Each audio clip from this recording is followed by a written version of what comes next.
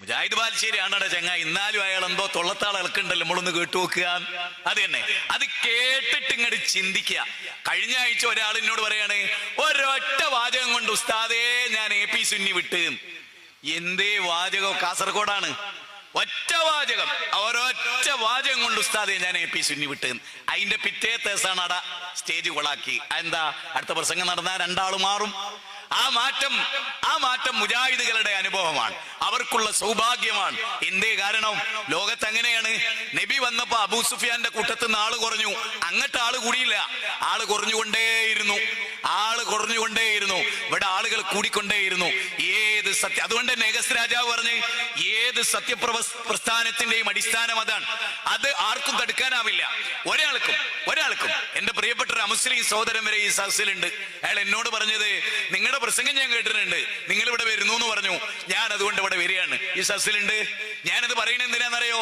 ഇതൊന്നും വലിപ്പത്തരം പറയാനാണെന്ന് കരുതണ്ട, ചിലതൊക്കെ മനസ്സിലാക്കാൻ തന്നെയാണ്, ചിലർക്കൊക്കെ മനസ്സിലാകാനുമാണ്.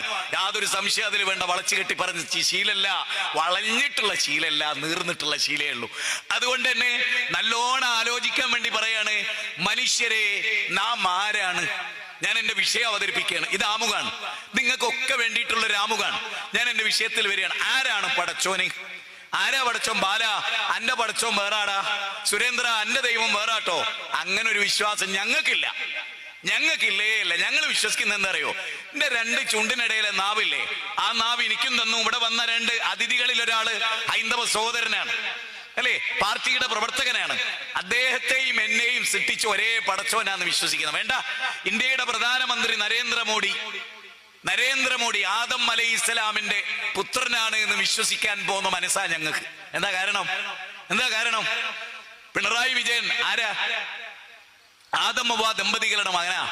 യാ അയ്യുഹന്നാസ്, അല്ലാഹു പറയണേ, യാ അയ്യുഹന്നാസ് ഇന്നാ ഖലഖനാകും മിൻ ദക്കരിൻ വ ഉൻസാ വജഅൽനാകും ശൂബൻ വ കബായില ലിതഅറഫു ഇന്നാ അക്രമകും ഇൻദല്ലാഹ് അത്ഖാകും.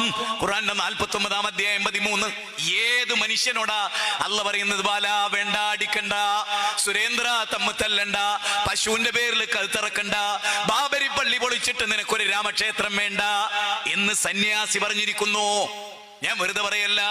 ബാബരി മസ്ജിദ് പൊളിക്കുമ്പോ ആദ്യം പൊളിച്ചത് ഒരു സന്യാസിയുടെ നെഞ്ചും കൂടാണ്.